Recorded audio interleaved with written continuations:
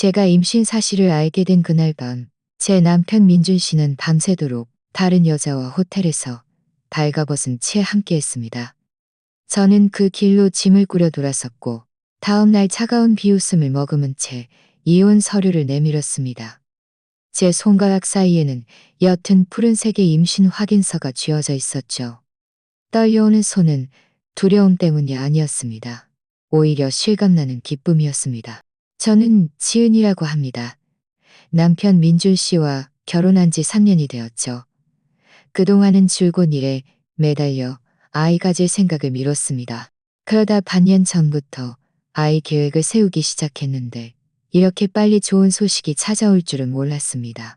휴대폰을 보니 오후 4시 반이었고 민준 씨는 5시에 퇴근합니다. 저녁에 그가 좋아하는 요리 몇 가지를 준비하고 식탁 한가운데에 임신 확인서를 놓아 깜짝 놀라게 해줄 생각에 설렜습니다. 그가 그 확인서를 보고 잠시 멍하니 있다가 저를 와락 안아준 모습을 상상하니 저절로 웃음이 나왔습니다. 저는 일찍 퇴근해서 집으로 향했습니다. 재래시장에 들러 싱싱한 돼지갈비를 고르고 그가 제일 좋아하는 상추도 샀습니다. 주방에 들어서자마자 분주하게 움직였습니다. 갈비를 푹 삶고 생선을 굽고 채소를 굽고 채소를 볶았습니다. 상다리가 휘어지게 음식을 차리고 나니 딱 5시 반이었습니다. 저는 손을 닦고 민준 씨에게 카톡 메시지를 보냈습니다. 여보, 퇴근하면 빨리 와요. 퇴근하면 빨리 와요. 깜짝 선물이 있어요.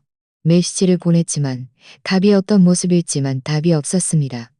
저는 그저 회의 중이거나 길이 막히는가 보다 생각하고 대수롭지 않게 여겼습니다. 그러는 사이 어느새 7시가 되었고 바깥은 어둑어둑해졌습니다. 민준 씨는 여전히 돌아오지 않았고 카톡 메시지는 읽지 않았으며 저는 마음 한구석이 불안해졌습니다. 휴대폰을 다시 꺼내 전화를 걸었지만 여전히 받지 않는다는 안내음만 들려왔습니다. 식탁 위의 음식들은 점점 식어갔고 제 마음속 기쁨도 한 조각씩 가라앉는 듯 했습니다. 민준 씨는 영업부장이어서 가끔 회식에 참석해야 했습니다. 하지만 매번 미리 저에게 알려주었죠. 오늘처럼 아무런 연락도 없는 경우는 처음이었습니다. 저는 스스로를 위로했습니다. 아마 갑자기 급한 고객이 생겨 바빠서 휴대폰을 볼 틈이 없었을 거라고. 저는 음식들을 냉장고에 넣어두고 보온 상태로 유지한 뒤 소파에 앉아 기다렸습니다. 텔레비전을 켜두었지만 한 글자도 눈에 들어오지 않았습니다. 시간은 흘러 8시, 9시, 10시가 되었습니다. 창밖의 차량 흐름은 점점 줄어들고 복도의 발걸음 소리도 희미해졌습니다. 민준 씨는 여전히 돌아오지 않았습니다. 저는 소파에 기대어 앉아 눈꺼풀이 점점 무거워졌습니다. 꾸벅꾸벅 졸음이 쏟아져 막잠이 들려던 순간 휴대폰이 갑자기 진동했습니다. 저는 화들짝 놀라 민준 씨의 메시지인 줄 알고 휴대폰을 집어들었습니다. 하지만 확인해보니 모르는 카톡 아이디에서 온 친구 추가 요청이었습니다. 인증 메시지에는 당신 남편이 오늘 밤 뭘 하는지 봐요. 라고 적혀 있었습니다. 제 심장이 목구멍까지 치솟았고 불길한 예감이 순식간에 저를 감쌌습니다. 저는 몇 초간 망설이다가 결국 친구 요청을 수락했습니다. 수락하자마자 상대방은 사진 한 장을 보냈고 이어서 여러 장의 사진이 더 날아왔습니다. 사진의 배경은 호텔 객실이었고 조명은 은밀했습니다. 민준 씨는 가운을 입은 채 한 여자를 품에 안고 있었고 두 사람은 서로 뒤엉켜 있었습니다. 여자의 손은 민준 씨의 가슴에 얹혀 있었고 자세는 매우 치밀하고 노골적이었습니다. 뒤이은 몇 장의 사진은 더욱 심했습니다. 두 사람은 발가벗은 채 서로를 안고 있었고 차마 눈뜨고 볼 수 없는 장면이었습니다. 제 손에 들려있던 휴대폰이 쨍그랑 소리를 내며 바닥에 떨어졌습니다. 화면은 여전히 그 사진을 띄운 채였습니다. 온몸에 피가 순식간에 응고된 듯했고 손발은 차가워졌으며 숨쉬기조차 힘들어졌습니다. 오늘은 제가 임신 사실을 알게 된 날, 그에게 기쁜 소식을 전해주려 온 마음을 다해 준비했던 날인데 그는 호텔에서 다른 여자와 밤새도록 어울리고 있었습니다. 우리가 결혼할 때 했던 맹세가 떠올랐습니다. 그는 평생 저에게 잘해주고 저와 아이에게 가장 든든한 버팀목이 되어주겠다고 말했습니다. 이제와 생각해보니 그 모든 말들은 그저 웃음거리였습니다. 눈물이 통제할 수 없이 흘러내려 손등에 떨어졌고 차갑고 따가웠습니다. 저는 바닥에 웅크려 앉아 휴대폰을 주었습니다. 손가락이 떨렸습니다. 민줄 씨의 카톡 프로필 최신 게시물은 사흘 전 우리가 함께 드라이브 갔을 때 찍은 사진이었습니다. 사진 속 그는 다정하게 웃고 있었고 눈에는 애정이 가득했습니다. 하지만 이제 그 애정은 다른 사람에게로 향하고 있었습니다. 저는 그 모르는 카톡 아이디에 누구세요? 라고 답장을 보냈습니다. 상대방은 금방 답했습니다. 제가 누구인지는 중요하지 않아요. 중요한 건 민준 씨가 당신을 사랑하지 않은 지 오래됐다는 거죠. 그 사람 저랑 만난 지 거의 1년 됐어요. 오늘 당신에게 말하는 건 현실을 직시하라는 거예요. 거의 1년이라니.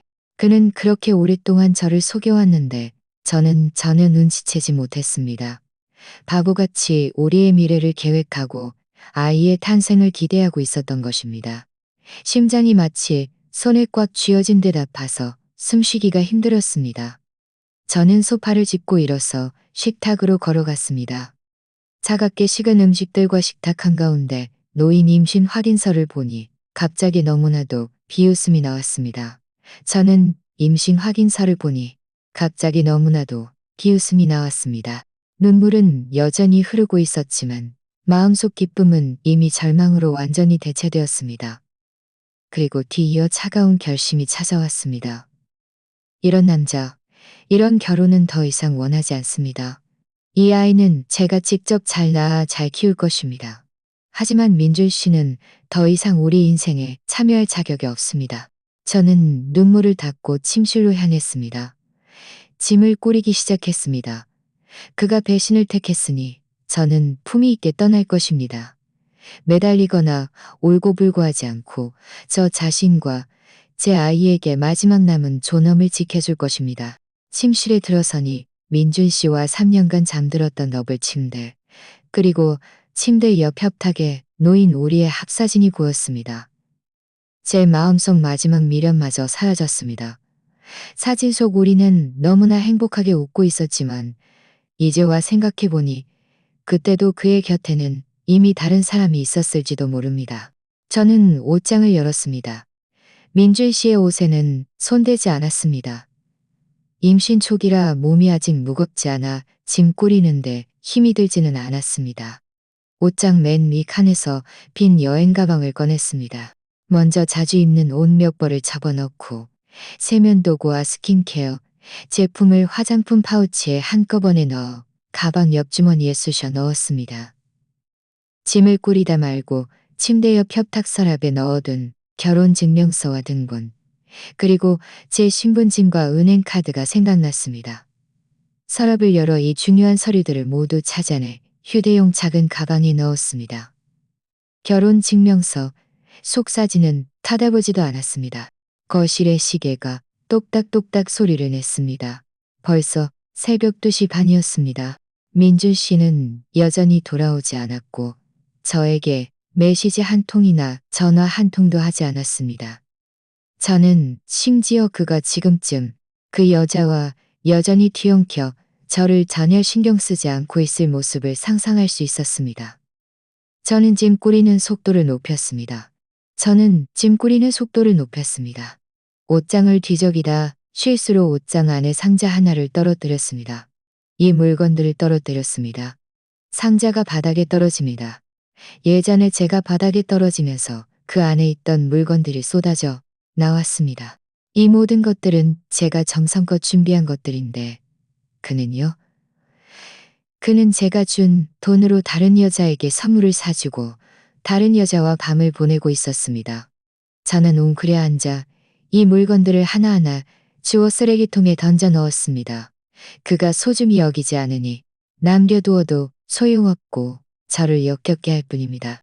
여행 가방은 금방 꾸려졌습니다. 몇 벌의 옷과 중요한 서류뿐이었습니다. 이 집에 많은 것을 쏟아부었지만 막상 떠나려니 가져갈 수 있는 것이 이렇게 적다는 것을 깨달았습니다. 그래요. 적을수록 좋습니다. 그래야 더 홀가분하게 떠날 수 있으니까요. 저는 여행 가방이 지퍼를 올리고 일어서서 익숙한 이 집을 둘러보았습니다. 거실의 소파는 민준 씨와 제가 함께 고른 것이고 베란다의 화초는 제가 직접 심은 것이며 벽에 걸린 웨딩 사진은 한때 제가 가장 자랑스러워했던 것들이었습니다. 하지만 이제 이 모든 것들은 낯설고 차갑게 느껴졌습니다. 저는 현관으로 걸어가 신발을 신고 여행 가방 손잡이를 잡았습니다. 떠나기 전 잠시 생각하다 다시 거실로 돌아가 쓰레기통에 구겨져 있던 임신 확인서를 꺼냈습니다. 펼쳐서 평평하게 만든 뒤 신발장 위에 놓았습니다.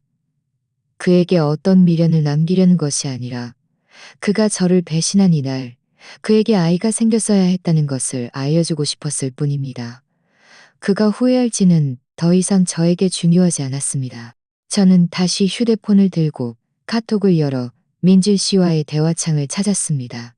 모든 대화 기록을 삭제한 뒤 그를 차단 목록에 추가했습니다.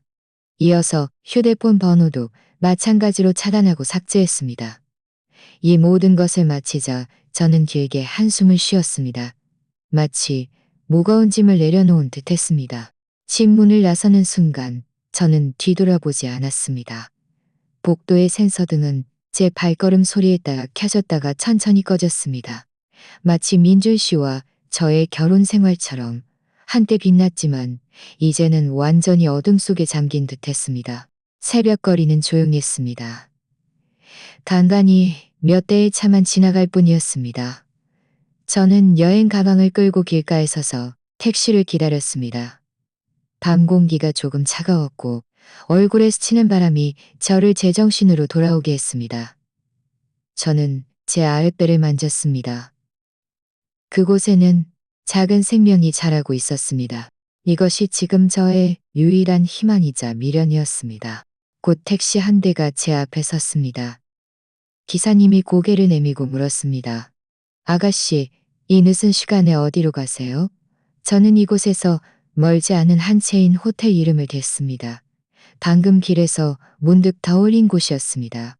지금의 저는 친정으로 돌아가 부모님을 걱정시키고 싶지 않았고 친구 집에서 폐를 끼치고 싶지도 않았습니다. 호텔을 잡아 잠시 머물면서 앞으로의 일을 천천히 계획할 생각이었습니다.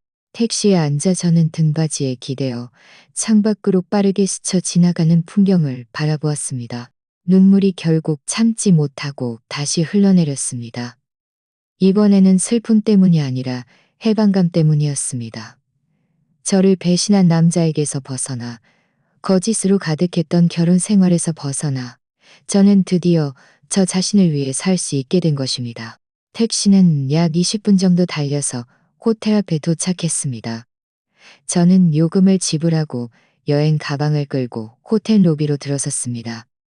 프런트 직원은 친절하게 체크인 수속을 도와주었고 방키를 받는 순간 저는 드디어 임시로 몸을 기댈 곳이 생겼다는 느낌을 받았습니다. 방으로 들어서 여행 가방을 한쪽에 두고 곧장 창가로 걸어가 커튼을 젖혔습니다. 바깥의 밤하늘은 여전히 칠흑 같았지만 멀리서 희미한 빛이 보이기 시작했습니다. 새벽이 다가오고 있다는 징조였습니다. 저는 제 인생 또한 이 밤하늘처럼 어둠을 겪은 후에는 반드시 밝은 빛을 맞이할 것이라고 알았습니다. 간단하게 씻고 침대에 누웠지만 잠은 전혀 오지 않았습니다. 머릿속에는 온통 민준 씨가 저를 배신했던 장면과 그 모르는 여자에게서 온 메시지들이 가득했습니다. 하지만 저는 더 이상 울지 않았습니다. 그저 조용히 노아 앞으로 해야 할 일들을 마음속으로 계산했습니다. 이혼은 확실합니다.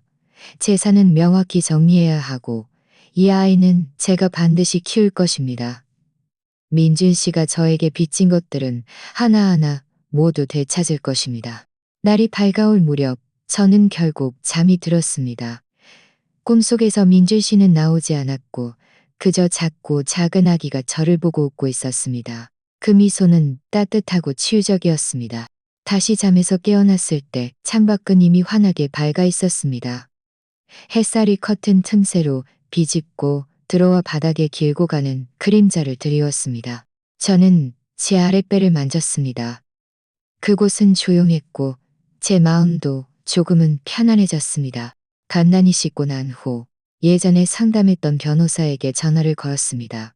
김 변호사는 제 친구가 추천해준 분으로 이혼 및가사 소송 전문 변호사였고 평판이 아주 좋았습니다. 전화가 연결되자 저는 민준 씨의 외도, 현재 임신 중인 상황, 그리고 이혼과 아이의 양육권 및 마땅히 받아야 할 재산, 분할에 대한 저의 요구사항을 간략하게 설명했습니다. 지은 씨의 경우 상대방이 외도에 대한 유효한 증거를 제공할 수 있다면 이혼 승소율이 매우 높습니다. 게다가 지금 임신 중이심으로 법원은 지은 씨와 태아의 권익을 더욱 보호하려는 경향이 있습니다. 재산 면에서는 상대방이 유책 배우자이므로 부부 공동 재산의 더 많은 부분을 요구할 수 있습니다. 김 변호사의 긍정적인 답변을 듣자 제 마음은 더욱 든든해졌습니다. 저는 그와 오전 10시에 법무법인에서 만나 자세한 사항을 논의하기로 약속했습니다.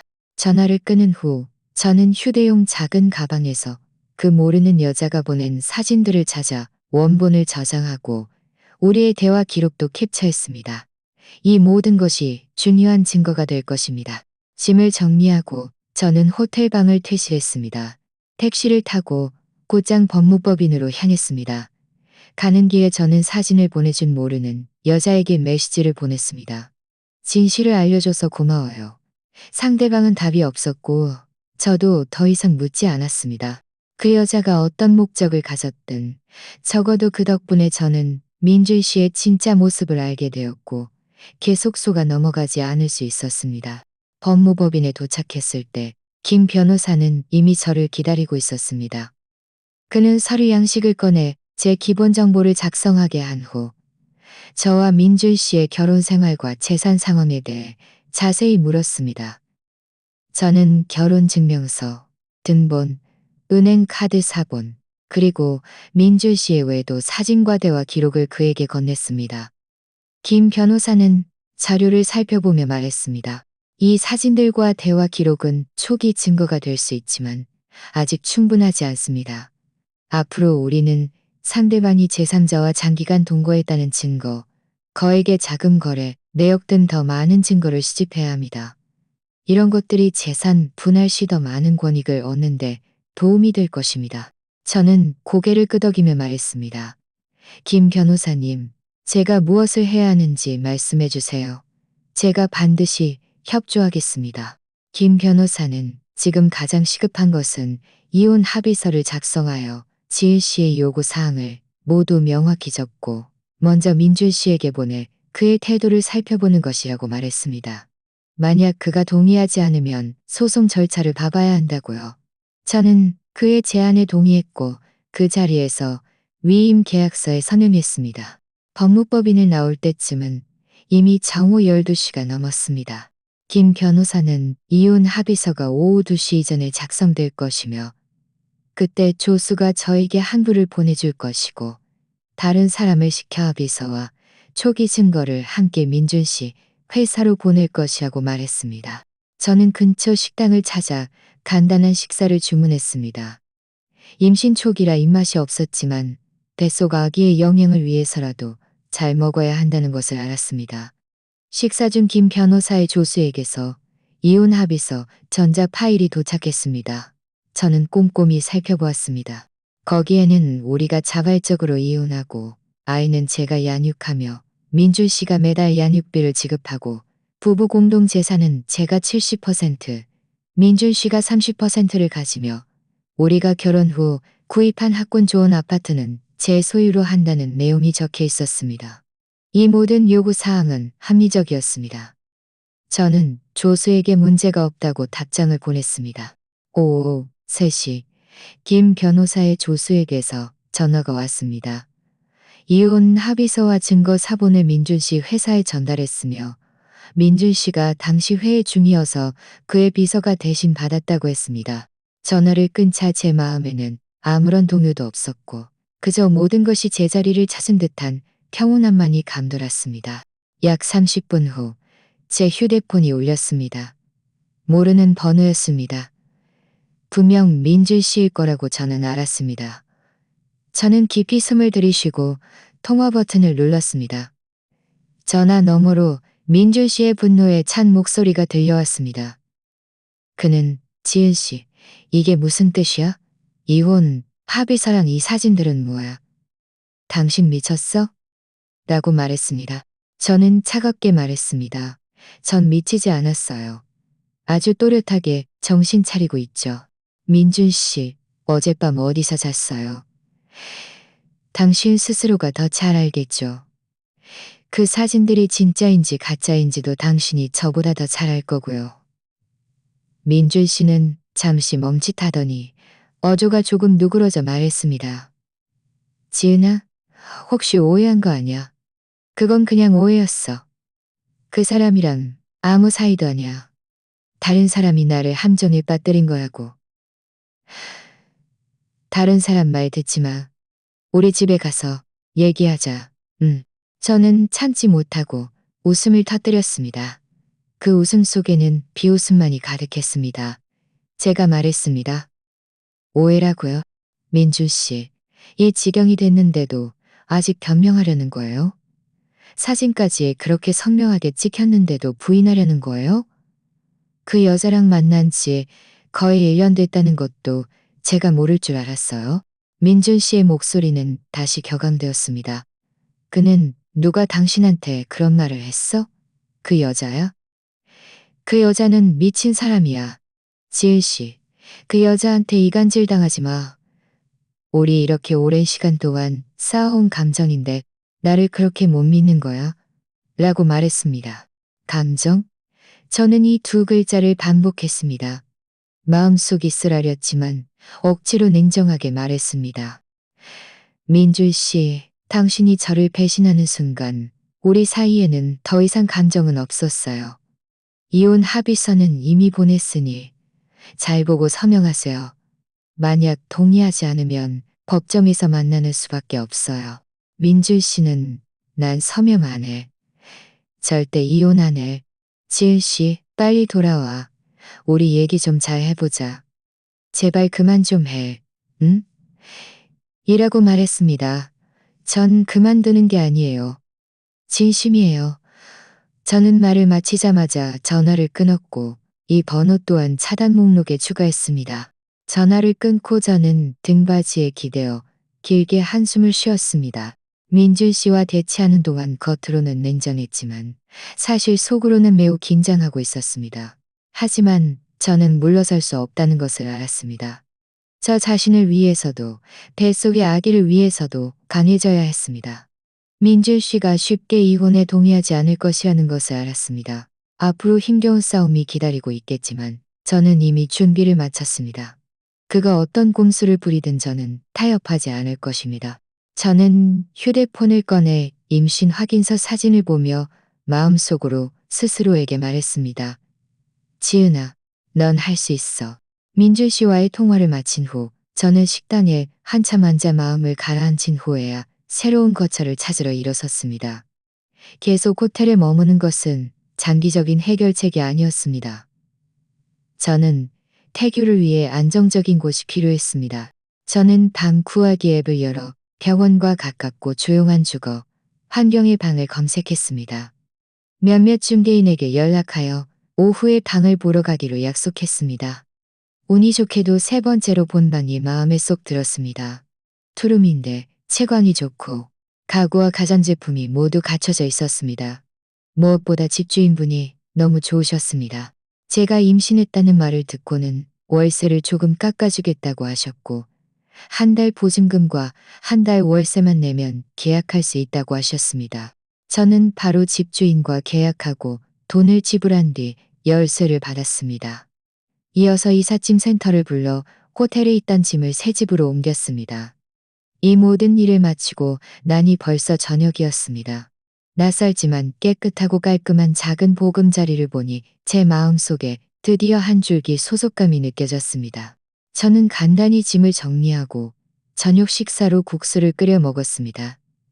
식사를 막 마치자마자 문에서 다급한 노크 소리가 들려왔습니다. 제 심장이 철렁 내려앉았습니다. 이 시간에 누구일까? 저는 문으로 걸어가 현관문을 통해 밖을 내다보았습니다. 순간 멍해졌습니다. 문 밖에 서 있는 사람은 젊은 여자였습니다. 몸에 달라붙는 원피스를 입고 짙은 화장을 한 채, 눈빛에는 도발적인 기색이 역력했습니다. 저는 한눈에 그가 민준 씨와 함께 사진에 있던 여자라는 것을 알아봤습니다. 그가 여기까지 찾아올 줄은 몰랐습니다. 저는 깊이 숨을 들이쉬고 문을 열었습니다. 차갑게 그를 바라보며 말했습니다. 무슨 일로 오셨어요? 여자는 저를 위아래로 훑어보더니 입꼬리를 비웃듯이 올리며 말했습니다. 당신이 지은 씨 맞죠? 역시 맹물 같은 얼굴이네. 민준 씨가 나랑 만날 만도 하지. 그의 말은 마치 바늘처럼 제 마음을 찔렀지만 저는 화내지 않고 담담하게 말했습니다. 할 말 있으면 바로 하세요. 없으면 돌아가세요. 여기는 당신을 환영하지 않아요. 여자는 성큼성큼 집 안으로 들어와 소파에 아무렇게나 앉아 다리를 꼬고 말했습니다. 저는 서아라고 해요. 민준 씨 여자친구죠. 오늘 온 건 이혼 문제로 얘기 좀 하려고요. 여자친구? 저는 참지 못하고 웃었습니다. 서아 씨, 말 조심하세요. 민준 씨는 아직 제 남편이에요. 당신은 기껏해야 제3자일 뿐이죠. 이혼 문제는 저와 민준 씨가 알아서 해결할 테니 신경 쓰지 마세요. 서아의 얼굴이 굳어졌지만 이내 다시 오만한 표정으로 돌아와 말했습니다. 제가 제3자든 아니든 상관없어요. 어쨌든 민준 씨는 저를 사랑해요. 그는 당신이랑 이혼 안 한다고 했어요. 오늘 제가 온 건 당신이 현실을 좀 직시하고 민준 씨랑 자발적으로 이혼하고 맨몸으로 나가라는 거예요. 그렇지 않으면 당신을 힘들게 할 방법은 얼마든지 있어요. 맨몸으로 나가라고요? 저는 너무나 어이가 없었습니다. 서아 씨, 착각하는 거 아니에요. 외도한 건 민준 씨예요. 유책 배우자는 그 사람이고 맨몸으로 나가야 할 사람도 그 사람이에요. 저는 맨몸으로 나가지 않을 뿐만 아니라 부부 공동 재산의 대부분을 가져갈 거예요. 학군 좋은 아파트도 포함해서요. 학군 좋은 아파트 이야기가 나오자 서아의 눈빛이 확연히 달라졌습니다. 그는 벌떡 일어나 저를 가리키며 말했습니다. 너무 욕심부리지 마요. 그 아파트는 민준 씨가 힘들게 번 돈으로 산 건데 왜 당신이 가져가요? 내가 말하는데, 지은 씨, 만약 당신이 민준 씨랑 재산 문제로 싸우려 들면 당신 회사에 가서 난장판을 만들어서 당신을 망신시킬 거예요. 저는 전혀 두렵지 않았고 오히려 침착하게 말했습니다. 저는 이미 사직했어요. 당신이 가서 난장판을 만들어도 소용없어요. 오히려 서아 씨, 당신은 남의 가정을 파괴한 거예요. 만약 제가 당신과 민준 씨의 그 사진들을 인터넷에 올리거나 당신 부모님께 보낸다면 어떻게 될까요? 서아의 얼굴은 순식간에 하얗게 질렸습니다. 제가 이렇게 강경하게 나올 줄은 예상하지 못했던 것입니다. 그는 이를 악물고 말했습니다. 감히 그렇게 해봐. 민준 씨가 당신을 가만두지 않을 거야. 제가 왜 감히 못해요? 저는 한 발짝 앞으로 다가가 그의 눈을 똑바로 바라보았습니다. 당신들이 먼저 저를 배신했어요. 제가 임신했는데도 민준 씨는 당신과 밖에서 어울렸죠. 당신들 모두 제 감정은 고려하지 않았잖아요. 이제 와서 저를 협박하려 들어요? 서아 씨, 저는 당신이 잘 처신하라고 충고하는 거예요.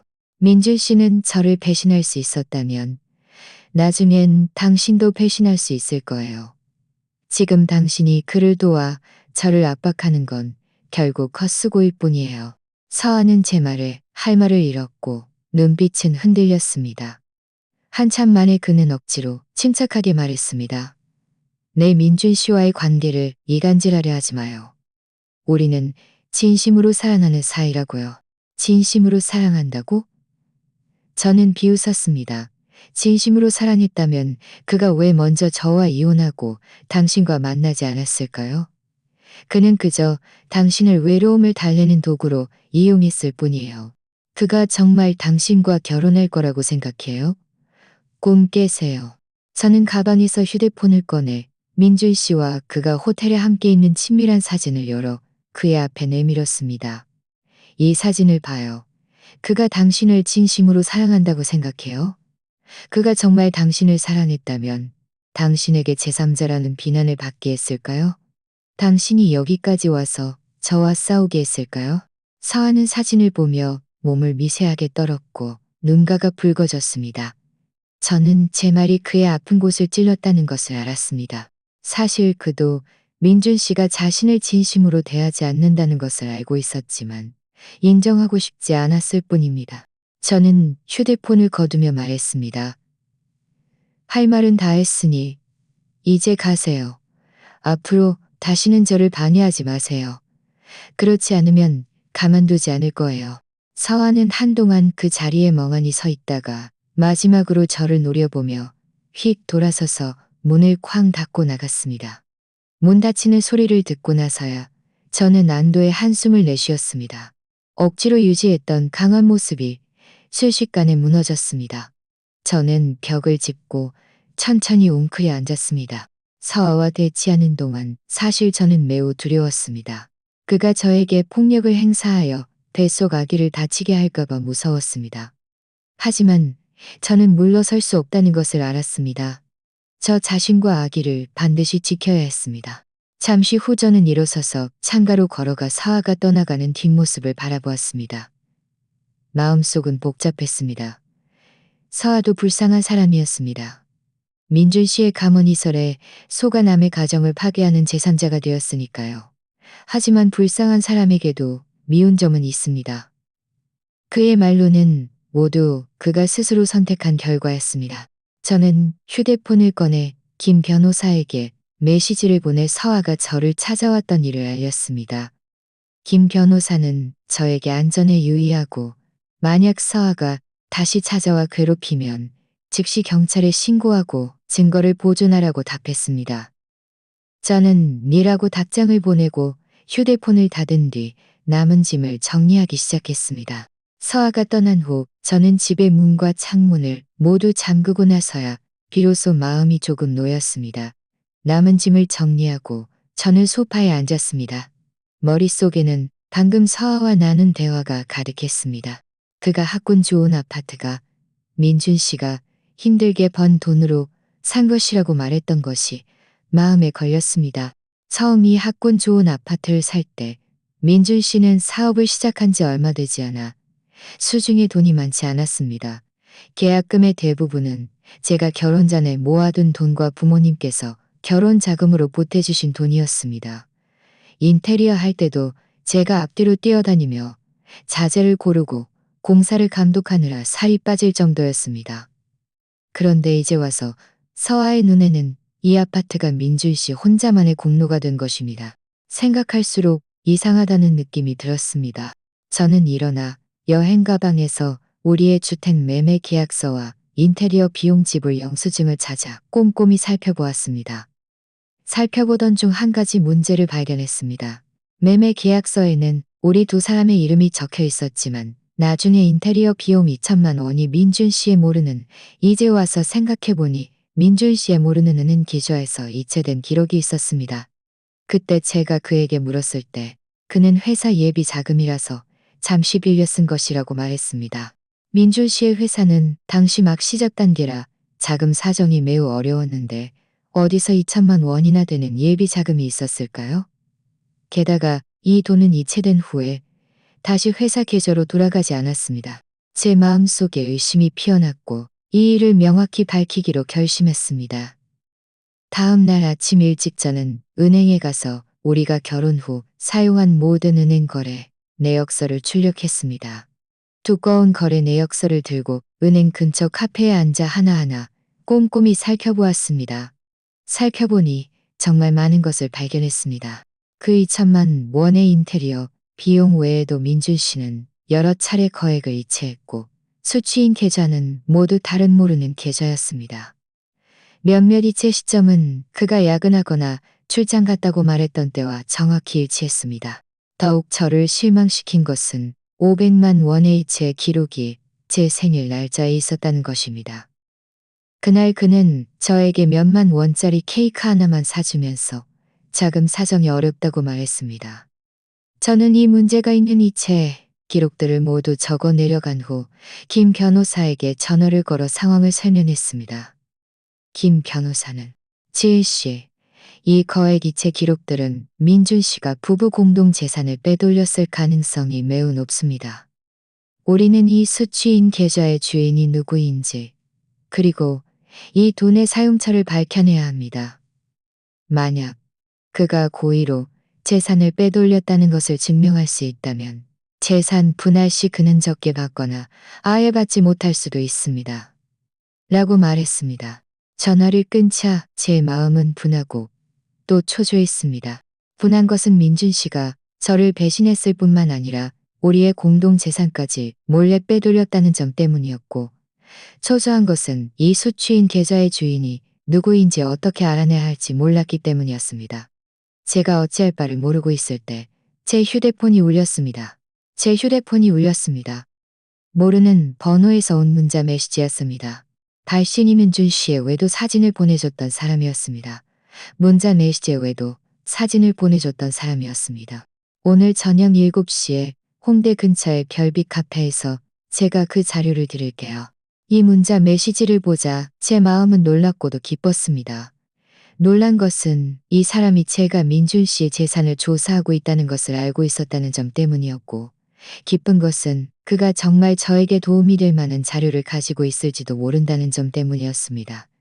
저는 잠시 망설이다가 그에게 네, 정시에 갈게요.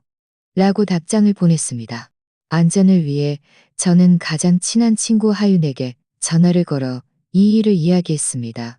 하윤은 이야기를 듣자마자 걱정하며 말했습니다. 지은아, 가지마. 만약 함정이라면 어떡해? 민준 씨 그 사람은 무슨 짓이든 할 수 있는 사람이야. 저는 말했습니다. 위험하다는 건 알지만 가봐야 해. 지금 내 손에 있는 증거가 아직 충분하지 않아. 더 많은 증거를 얻을 수 있다면 이혼할 때 더 당당할 수 있을 거야. 걱정 마. 조심할게. 카페 주소를 너에게 보낼게.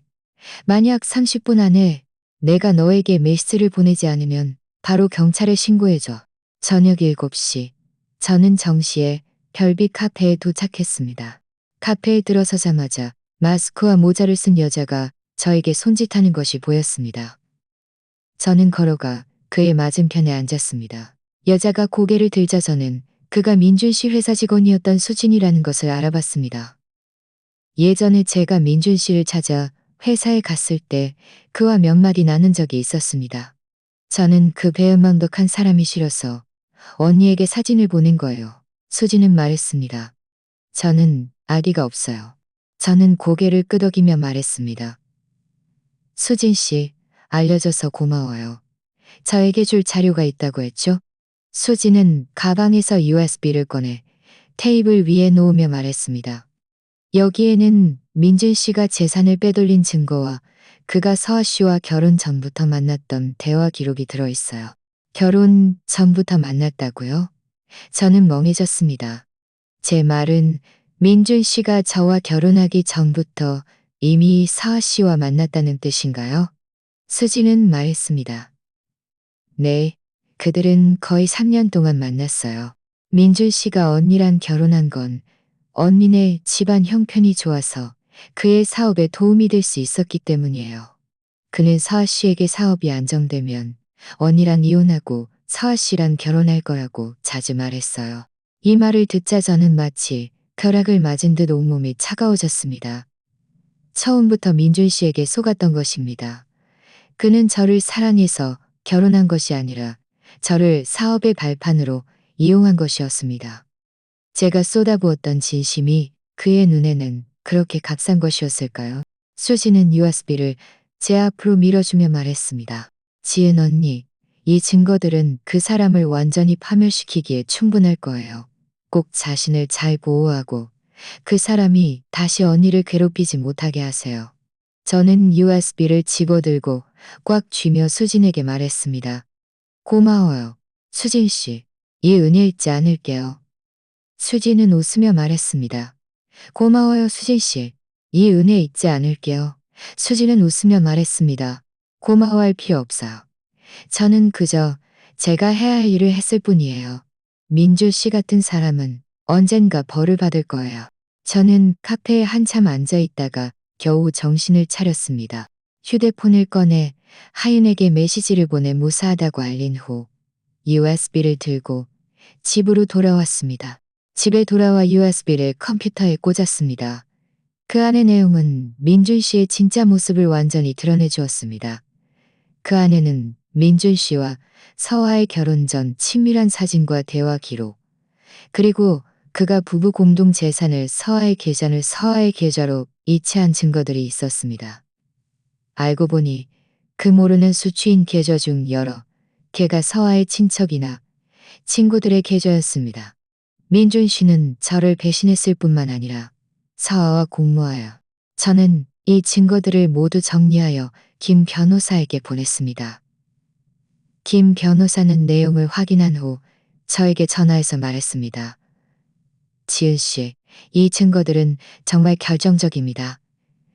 이제 우리는 민준 씨의 외도를 증명할 수 있을 뿐만 아니라 그가 고의로 부부 공동 재산을 빼돌렸다는 것도 증명할 수 있습니다.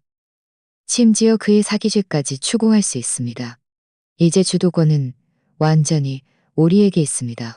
전화를 끊고 저는 컴퓨터 화면에 보이는 민준 씨와 서아의 대화 기록을 바라보았습니다. 이전의 슬픔과 상심은 사라지고 오직 차가운 분노만이 남았습니다. 김 변호사 측은 소송 자료를 준비하기 시작했고 저는 안심하고 전셋집에서 태교에 전념했습니다. 틈틈이 가지고 있는 증거들을 정리했습니다. 그 대화 기록과 이체 증거들을 몇 부씩 출력하여 종류별로 잘 정리해 두었습니다. 혹시라도 문제가 생길까봐 걱정되어서였습니다. 민준 씨는 법원 소환장이 송달될 때까지 아무런 움직임이 없을 것이라고 생각했지만 소송 자료가 제출된 지 사흘 만에 그가 직접 제가 사는 전셋집을 찾아왔습니다. 그날 저는 점심 식사를 막 마치고 소파에 앉아 쉬고 있었는데 다급한 노크 소리가 들렸습니다. 현관문을 통해 민준 씨인 것을 확인하자 제 심장이 철렁했지만 이내 침착해졌습니다. 저는 바로 문을 열지 않고 문 너머로 물었습니다. 무슨 일로 찾아왔어요? 민준 씨의 목소리에는 피로감이 섞여 있었고 조금 다급한 기색도 있었습니다. 그는 지은아, 내가 잘못했어. 문 열어줘. 우리 차이 얘기 좀 해보자. 응? 이라고 말했습니다. 얘기할 건 아무것도 없어요. 저는 차갑게 말했습니다. 우리 사이의 일은 법원에서 해결하면 돼요. 민준 씨는 다급해져 문을 두드리며 말했습니다. 지은 씨, 꼭 이렇게까지 애를 키워야겠어? 우리 부부였잖아. 정이라도 좀 남겨두면 안 돼? 당신이 내 아이를 가졌다는 것도 알아. 아이를 위해서라도 생각해줘야 하는 거 아니야? 아이에 대한 이야기가 나오자 제 마음속 분노가 치솟았습니다. 그가 아이를 거론할 자격이 있을까요?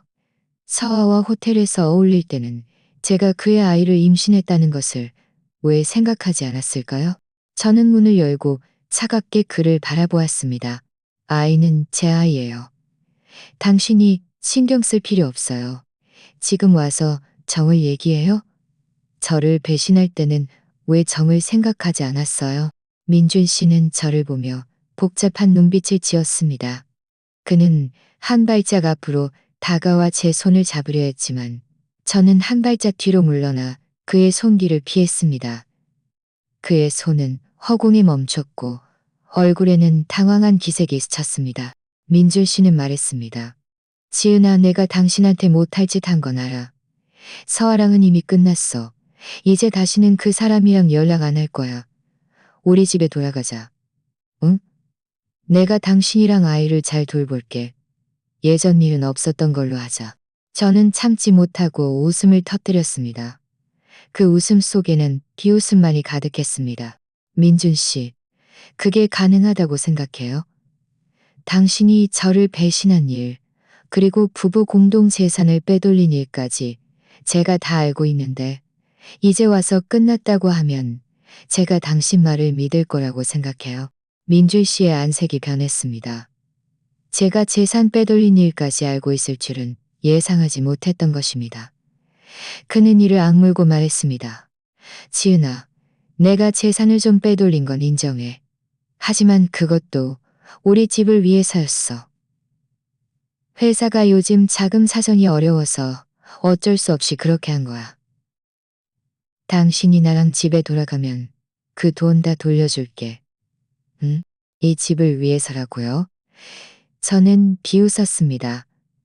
당신이 서아의 친척이나 친구들한테 돈을 보낸 게 이 집을 위해서요? 민준 씨, 염치하는 게 있어요? 제 말에 민준 씨의 얼굴은 완전히 굳어졌습니다. 그는 더 이상 불쌍한 척하지 않고 어조가 강경해졌습니다. 지우 씨, 주제 넘게 굴지 마. 나는 이혼 절대 안 해. 당신이 법원에 소송을 걸어도 나는 동의 안 할 거야. 당신이 기어코 이혼하려 한다면 아이도 데려갈 생각 마. 아이를 가지고 저를 협박하겠다고요? 저는 그의 눈을 똑바로 바라보며 전혀 두려워하지 않았습니다. 민준 씨, 법원이 외도하고 재산을 빼돌린 사람에게 아이를 맡길 거라고 생각해요. 저는 지금 임신 중이고 법률은 저와 아이의 권익을 우선적으로 보호할 거예요. 아이를 빼앗으려는 건 불가능해요. 민준 씨는 잠시 멈칫했습니다. 제가 이렇게 법률에 대해 잘 알고 있을 줄은 예상치 못했던 것입니다. 그는 악에 갇혀 말했습니다. 지은 씨, 너무 잘난 척하지 마. 내가 아이를 빼앗지 못하더라도 당신을 가만두지 않을 거야. 당신이 감히 나랑 이혼하면 당신 부모님한테 가서 난장판을 만들어서 그분들이 딸이 얼마나 철없는지 알게 할 거야. 그리고 당신의 모든 친척과 친구들에게도 당신이 얼마나 불안정한 여자인지 알릴 거야. 그가 제 부모님을 괴롭히겠다고 하자 제 마음속 분노가 더욱 커졌습니다. 저는 한 발짝 앞으로 다가가 그를 노려보며 말했습니다. 민준 씨, 감히 그렇게 해봐요. 당신이 감히 제 부모님을 괴롭히면 당신과 서아가 결혼 전부터 만났다는 것, 당신이 사기 결혼을 했다는 증거, 그리고 재산 빼돌린 증거들을 모두 인터넷에 올려서 당신을 완전히 파멸시킬 거예요. 그때가 되면 당신 회사도 당신을 완전히 파멸시킬 거예요. 민준 씨는 제 말에 얼어붙었습니다. 제 손에 그렇게 많은 증거가 있을 줄은 예상하지 못했던 것입니다. 그는 저를 보며 충격과 불신으로 가득 찬 눈빛으로 말했습니다. 당신이 어떻게 그런 증거들을 가지고 있어? 제가 어떻게 그런 증거들을 가지고 있는지는 당신이 신경 쓸 필요 없어요. 저는 차갑게 말했습니다. 당신은 그저 당신이 어떤 꼼수를 부리든 내가 당신에게 혹독한 대가를 치르게 할 것이라는 것만 알면 돼요. 이제 당장 여기서 나가서 제 태교를 방해하지 마세요. 민준 씨는 뭔가 더 말하려 했지만 제 단호한 눈빛을 보고 결국 입을 다물었습니다. 그는 저를 노려보며 돌아서서 나갔습니다. 그가 떠나는 뒷모습을 보며 저는 안도의 한숨을 내쉬었습니다. 그와 대치하는 동안 사실 속으로는 매우 긴장했습니다. 그가 저에게 폭력을 행사할까봐 무서웠습니다. 그가 떠난 지 얼마 되지 않아 제 휴대폰이 울렸습니다. 모르는 번호였습니다. 저는 잠시 망설이다가 통화 버튼을 눌렀습니다. 전화 너머로 익숙한 목소리가 들려왔습니다. 서아였습니다. 서아의 목소리에는 울먹임이 섞여 있었습니다. 그는 지은 씨, 제가 잘못했어요. 민준 씨랑 만나지 말았어야 했고 그 사람이 재산 빼돌리는 걸 돕지 말았어야 했어요. 저 좀 도와줄 수 없나요? 라고 말했습니다. 저는 잠시 멍해졌습니다. 서아가 저에게 전화해서 도움을 요청할 줄은 몰랐던 것입니다. 저는 차갑게 말했습니다. 당신과 민준 씨의 일은 저랑 상관없어요. 제가 왜 당신을 도와야 하죠? 서아는 말했습니다. 민준 씨가 저를 속였어요. 그 사람이 사업이 안정되면 당신이랑 이혼하고 저랑 결혼할 거라고 했어요. 그런데 제가 그 사람이 다른 사람이랑 통화하는 걸 들었는데 당신이랑 이혼하더라도 저랑은 결혼 안 할 거라고 했어요. 그리고 모든 책임을 저한테 떠넘길 거라고요. 그 사람은 제 손에 있는 돈도 다 빼돌렸어요. 저는 이제 아무것도 없어요. 이 말을 듣자 저는 전혀 놀라지 않았습니다. 민준 씨는 원래 이기적이고 자신의 이익만 챙기는 사람이었습니다. 서아는 그저 그의 도구였을 뿐이고 이제 도구가 쓸모없어지자 버려진 것입니다. 서아는 울면서 말했습니다. 지은 씨, 제가 당신한테 못할 짓 한 건 알아요. 하지만 정말 잘못했다는 걸 알아요. 저에게 민준 씨의 사업 사기 증거가 있어요. 제가 예전에 우연히 발견한 거예요. 제가 이걸 당신에게 드릴게요. 저 좀 도와줘서 책임을 조금이라도 덜 지게 해줄 수 없나요? 사업 사기 증거라니 이것은 예상치 못한 기쁨이었습니다. 제 마음이 움직였습니다. 저는 말했습니다. 먼저 증거를 저에게 보내주세요. 진짜인지 확인해 볼게요. 만약 증거가 진짜라면 당신의 연대 책임을 추구하지 않는 것을 고려해 볼 수 있어요. 하지만 당신을 위해 선처를 구하지는 않을 거예요. 당신이 저지른 일은 스스로 책임을 져야 해요. 서아는 황급히 말했습니다. 네, 바로 보내드릴게요. 고마워요, 지은 씨. 전화를 끊은 지 얼마 되지 않아 서아에게서 이메일이 도착했습니다. 그 안에는 민준 씨가 몇 년 전 사업 초기 허위 계약을 이용하여 고객 자금을 편취한 증거와 관련 이체 기록, 그리고 대화 기록이 담긴 상세한 문서가 있었습니다. 저는 이 증거들을 김 변호사에게 전달했습니다. 김 변호사는 내용을 확인한 후 저에게 전화해서 말했습니다. 지은 씨, 이 증거는 정말 중요합니다. 이 증거가 있으면 우리는 이혼 소송에서 절대적인 우위를 점할 수 있을 뿐만 아니라 민준 씨의 형사 책임까지 추궁할 수 있습니다. 이제 주도권은 완전히 우리 손에 있습니다. 전화를 끊고 저는 창밖의 햇살을 바라보며 마음속의 짐을 드디어 내려놓았습니다. 민준 씨, 아이를 가지고 나를 협박하면 내가 타협할 거라고 생각했지? 당신은 틀렸어. 이제 내 손에 당신의 모든 약점이 쥐어져 있어. 이제 내가 당신에게 대가를 치르게 할 시간이야. 저는 제 아랫배를 만지며 나지막이 말했습니다. 아기야, 엄마가 점점 강해지고 있어. 곧 우리는 그 나쁜 사람에게서 완전히 벗어날 수 있을 거야. 김 변호사는 민준 씨의 사업 사기의 증거를 확보한 후 즉시 소송 자료를 보충했습니다. 이혼 판결과 아이의 양육권을 저에게 인정할 것을 요구했을 뿐만 아니라 민준 씨가 외도와 고의적인 재산 빼돌림으로 인해 부부 공동 재산을 적게 분할해야 한다고 주장했습니다. 동시에 사업사기 관련 증거를 수사기관에 제출했습니다. 법원 소환장이 민준 씨 회사에 송달되던 날, 저는 하윤에게서 메시지를 받았습니다. 민준 씨가 회사에서 화를 내며 사무실 컵을 모두 던져 깨뜨렸다고 했습니다. 저는 이에 대해 전혀 신경 쓰지 않았습니다. 그가 오늘날 이런 결과를 맞이한 것은 모두 그가 자초한 일이었습니다. 이혼 소송이 시작되던 날, 저는 일부러 품이 넓은 어두운 색 옷을 입어 살짝 불러온 아랫배를 가렸습니다. 하윤이 저와 함께 법원에 갔습니다. 그는 제 손을 꽉 잡으며 말했습니다. 지은아, 무서워하지 마. 내가 있잖아. 김 변호사님도 계시고. 우리는 반드시 이길 거야. 저는 고개를 끄덕이고 깊이 숨을 들이쉬며 걱정으로 들어섰습니다. 민준 씨는 이미 피고석에 앉아 있었습니다. 그는 정장을 입고 있었고 얼굴은 창백했습니다. 저를 보았을 때 그의 눈빛에는 원망이 가득했습니다. 서아도 증인으로 방청석에 앉아 있었습니다. 그는 고개를 숙이고 저를 감히 쳐다보지 못했습니다. 재판이 시작된 후 판사는 먼저 우리의 기본 상황을 물었고 이어서 김 변호사가 저의 소송 청구와 사실관계, 이유를 진술했습니다. 김 변호사는 민준 씨의 외도, 사기 결혼, 부부, 공동재산 빼돌림 등 각종 증거들을 조리 있게 제시했습니다. 사진, 대화 기록, 이체 증명서 등 증거 하나하나가 제시될 때마다 민준 씨의 얼굴은 더욱 창백해졌습니다. 김 변호사가 민준 씨와 서아의 결혼 전 친밀한 사진과 대화 기록을 제시하자 민준 씨는 결국 참지 못했습니다. 그는 벌떡 일어나 큰 소리로 말했습니다. 이건 위조된 거야. 서아가 나를 함정에 빠뜨린 거라고. 판사는 법봉을 두드리며 말했습니다. 피고는 조용히 하세요. 이의가 있다면 증거조사 단계에서 제기할 수 있습니다. 민준 씨는 분노에 차 앉았고 눈빛은 서아를 악에 받쳐 노려보았죠.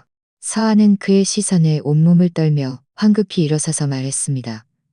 판사님, 이 증거들은 모두 진짜예요. 민준 씨와 저는 결혼 전부터 만났어요. 그 사람이 저한테 결혼할 거라고 속였는데 결국 지은 씨랑 결혼했어요. 그는 또 저에게 재산을 빼돌리라고 시켰고 이제 와서 모든 책임을 저한테 떠넘기고 있어요. 서아는 말하면서 가방에서 더 많은 증거를 꺼냈습니다. 민준 씨가 자신에게 재산을 빼돌리라고 시킨 녹음 파일. 그리고 그가 자신과 결혼하겠다고 약속했던 대화 기록 등이었습니다. 이 증거들은 민준 씨의 잘못을 더욱 확고히 입증하여 그가 더 이상 반박할 여지조차 없게 만들었습니다. 다음은 재산분할 단계였습니다. 김 변호사는 민준 씨가 재산을 빼돌린 상세한 내역과 그가 빼돌린 재산으로 서아에게 명품을 사주고 집을 사준 증거들을 제출했습니다. 김 변호사는 말했습니다. 판사님, 피고 민준 씨는 혼인관계 존속 기간 동안 고의로 부부 공동재산을 빼돌려 제3자를 부양하는 데 사용했습니다. 그의 행위는 원고의 정당한 권익을 심각하게 침해했습니다. 민법 관련 규정에 따라 피고는 유책 배우자로서 부부 공동재산을 적게 분할하거나 아예 분할하지 않아야 합니다. 민준 씨는 식은땀을 흘리며 다급하게 말했습니다.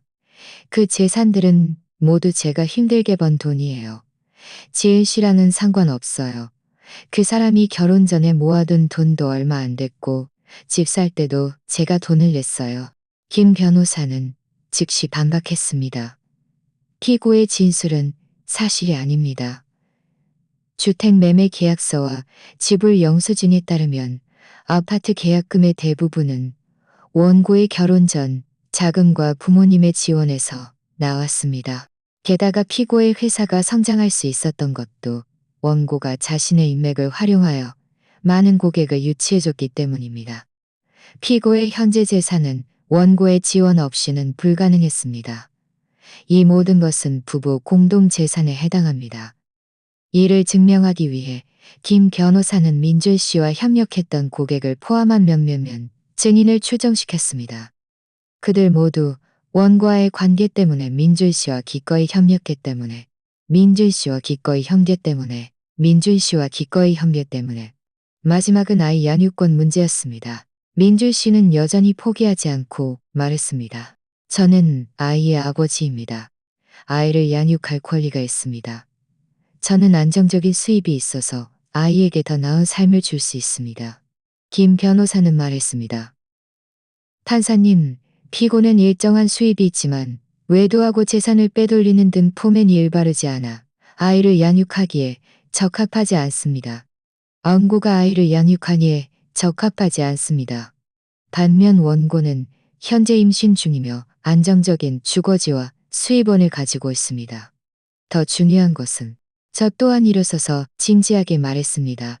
판사님, 저는 저희 모든 것을 바쳐 아이를 잘 돌보고 아이에게 따뜻하고 건강한 성장 환경을 제공할 것입니다. 어른들 사이의 갈등 때문에 아이의 성장에 영향을 미치지 않을 것입니다. 저를 믿어주세요. 저는 반드시 좋은 엄마가 될 수 있습니다. 재판은 오전 내내 진행되었고 마지막으로 판사는 휴정 후 선고 기일을 통보했습니다. 법정을 나올 때 민준 씨가 저를 막아섰습니다. 그는 악에 갇혀 말했습니다. 지은 씨, 두고 봐. 법원에서 내가 진다고 해도 당신을 가만두지 않을 거야. 하윤은 즉시 제 앞에 나서서 말했습니다. 민준 씨, 너무 심해요. 지금은 법치 사회예요. 만약 다시 지은이를 괴롭히면 우리는 경찰에 신고할 거예요. 민준 씨는 우리를 보며 분노와 원망이 가득한 눈빛을 보냈지만 결국 더 이상 아무것도 하지 못하고 돌아서서 갔습니다. 서아는 제게 다가와 나지막이 말했습니다. 지은 씨, 죄송해요. 제가 예전에 잘못했다는 걸 알아요. 용서해 주시면 좋겠어요. 저는 담담하게 말했습니다. 지난 일은 지난 일로 둡시다. 앞으로 잘 지내세요. 말을 마치고 저는 하윤과 함께 법원을 떠났습니다. 돌아가는 길에 하윤이 말했습니다. 지은아, 오늘 재판에서 우리 정말 잘했어. 승소할 희망이 아주 커. 저는 고개를 끄덕였습니다. 마음속은 오히려 평온했습니다. 결과가 어떻든 저는 저 자신과 아이를 위해 마땅히 받아야 할 권리를 쟁취하기 위해 최선을 다했습니다. 이 기간의 경험은 저를 더욱 강하고 용감하게 만들었습니다. 사흘 후 법원의 판결문이 나왔습니다. 판결 결과는 우리의 예상과 같았습니다. 저와 민준 씨의 이혼을 허락하고 아이는 제가 양육하며 민준 씨는 아이가 만 18세가 될 때까지 매달 5억만 원의 양육비를 지급해야 했습니다. 부부 공동 재산은 제가 80%, 민준 씨가 20%를 가지며 결혼 후 구입한 학군 좋은 아파트는 제 소유로 한다는 내용이었습니다. 민준 씨가 빼돌린 재산은 한 달 이내에 저에게 반환해야 했습니다. 판결문을 받는 순간 저는 참지 못하고 눈물을 흘렸습니다. 이것은 슬픔의 눈물이 아니라 해방의 눈물이었습니다. 저는 드디어 거짓과 배신으로 가득했던 결혼 생활에서 벗어나 저의 아이와 함께 새로운 삶을 시작할 수 있게 된 것입니다.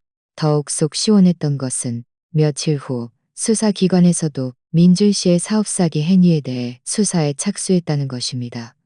민준 씨는 사기 혐의로 회사가 압수수색을 당하고 그의 명의로 된 재산 또한 동결되었습니다.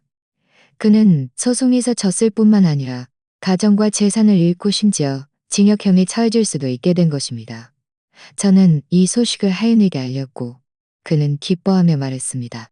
민준 씨는 결국 그가 받아야 할 벌을 받은 거야. 판결문을 받은 후 제가 가장 먼저 한 일은 학군 좋은 아파트의 문 자물쇠를 바꾸는 것이었습니다.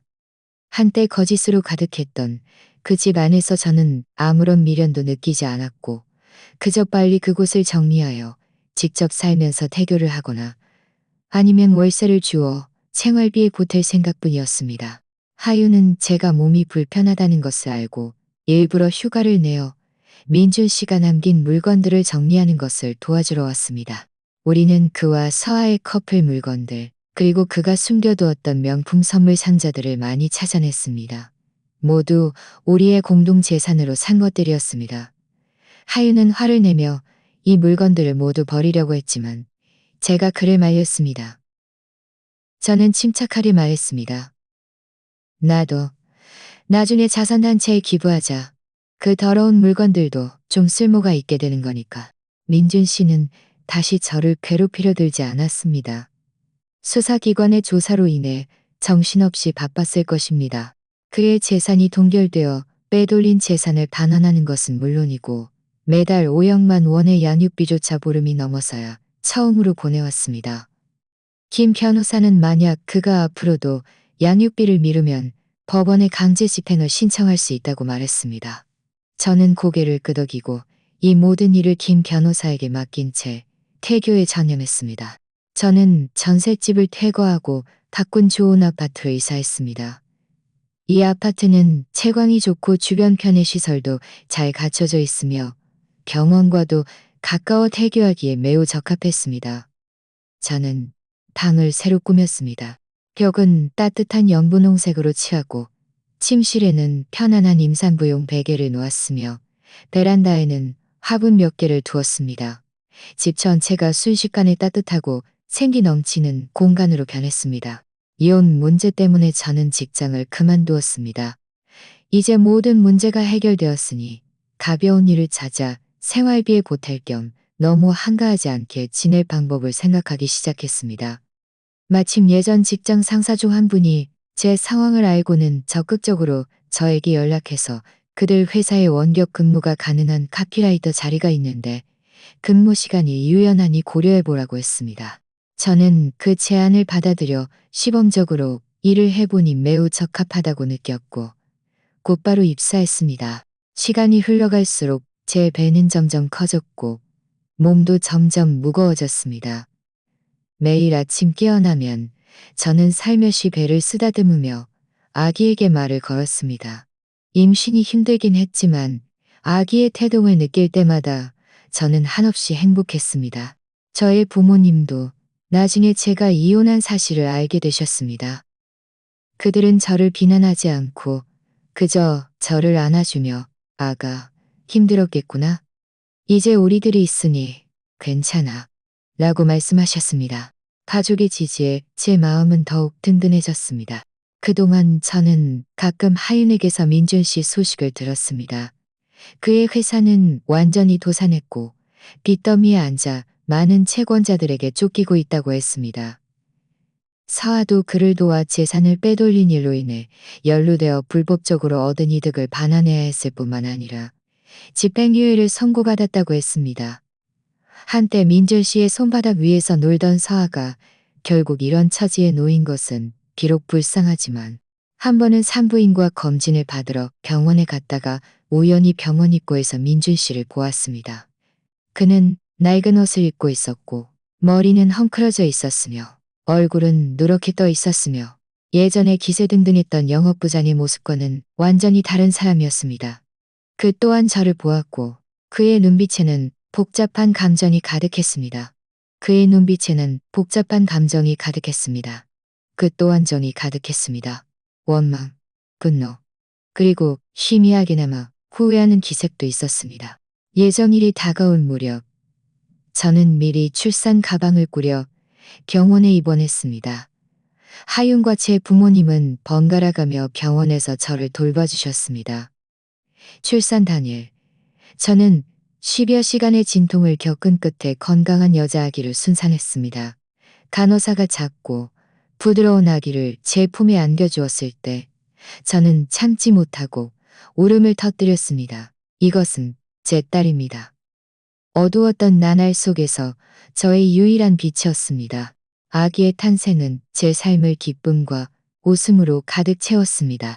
매일 아기의 분홍빛 작은 얼굴을 보고 아기의 옹알이 소리를 들을 때마다 저희 모든 고통은 눈 녹듯 사라졌습니다. 저는 아기 이름을 아린이라고 지었습니다. 앞으로 아린이가 평안하고 건강하게 자라기를 바라는 마음에서였습니다. 민준 씨는 나중에 한번 저를 찾아와 아린이를 보고 싶어 했습니다. 저는 거절했습니다. 저는 말했습니다. 민준 씨, 당신이 저를 배신하는 순간 아버지로서의 자격은 이미 잃었어요. 제 아이가 당신처럼 무책임한 아버지를 알게 하고 싶지 않고 당신이 아이의 성장에 영향을 미치는 것도 원치 않아요. 민준 씨는 더 변명하려 했지만 제 부모님께 쫓겨났습니다. 그 후로 그는 다시는 나타나지 않았습니다. 아린이가 돌이 되었을 때 저는 이혼으로 얻은 재산과 제가 모은 돈으로 작은 아기 용품 가게를 열었습니다. 제가 육아 제품에 대해 잘 알고 있었고 서비스도 친절했기 때문에 가게는 점점 잘 되었습니다. 저는 직원 2명을 고용하여 도움을 받았고 저 자신도 아린이와 함께할 시간이 더 많아졌습니다. 주말에는 하윤이 자주 자기 아이를 데리고 우리 집에 놀러 왔습니다. 두 아이는 함께 옹알거리며 장난을 쳤고 집 안은 따뜻한 분위기로 가득했습니다. 하윤은 저와 아린이를 보며 웃으며 말했습니다. 지은아, 너 지금 정말 행복해 보여.